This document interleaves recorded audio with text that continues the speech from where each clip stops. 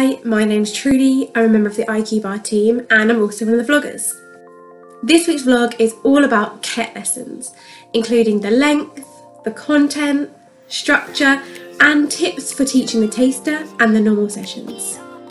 KET is just one of many different exams, so these are exam lessons and they're really popular because they're a chance to demonstrate a high level of English and they work towards an achievement. And there's a big value given to assessment, especially in Asia.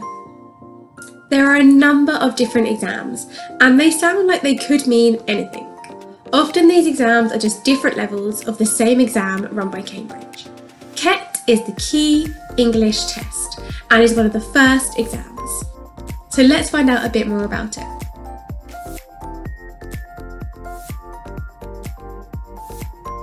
So what is the KET exam? This is the easiest Cambridge exam. The KET exam is an exam for covering the basics of learning to read and to write and to speak and listen.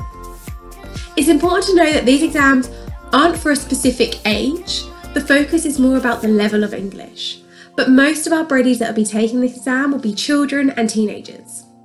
We have had some very young students take the KET exam, some as young as 4 years old. And they do really well, so you'll be really surprised. According to the Cambridge website, English speakers at this level should be able to understand and use basic phrases and expressions, understand simple written English, introduce themselves and be able to answer basic questions about themselves, and interact with English speakers at a basic level.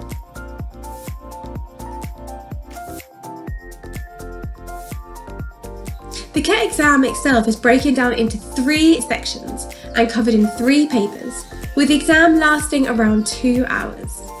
So we have reading and writing, which lasts about 70 minutes, has about 56 questions, and goes towards 50% of the overall mark. Then there's listening. This is around 25 minutes long and contributes to around 25% of the final mark. And finally, speaking. This is around 8 to 10 minutes long and contributes towards 25% of the final mark. If you want more information on the exam format, you can find it here on the link below on the Cambridge English website.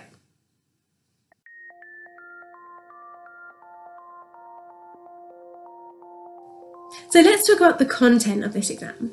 The test itself is graded on a pass or fail basis, where the full marks is out of 150 and 100 or more is seen as a pass, or as an A2 grade. Over 140 marks and the student will receive a B1 grade. Some of the topics that are covered in a KET exam include things like using the words some or any, rearranging words to form a simple sentence, using comparatives and superlatives, and understanding the meaning of simple passages.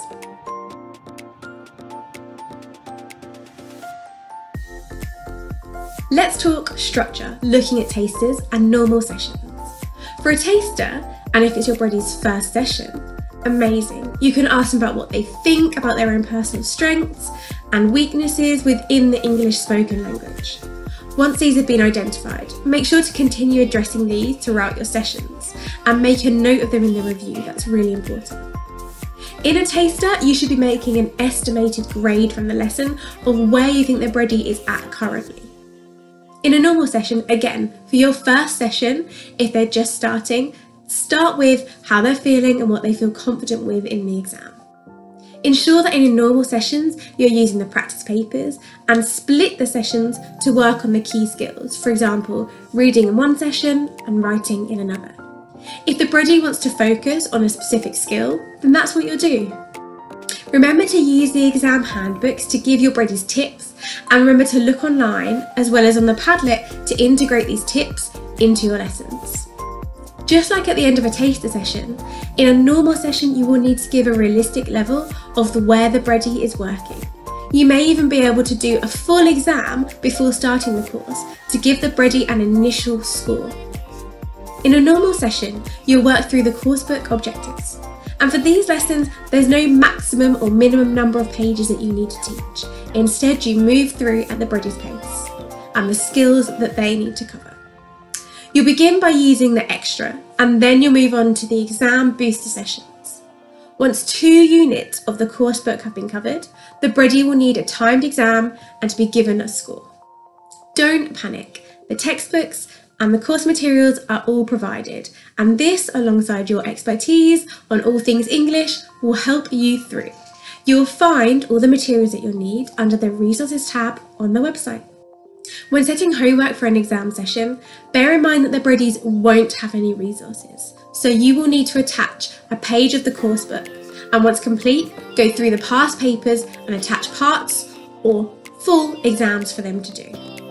The most important thing for any exam prep lessons is to be prepared yourself, to know how the exam works, what's in it, how the mark scheme works, and constantly refer to this throughout the class, and don't lose sight of both yours and your Bready's aims.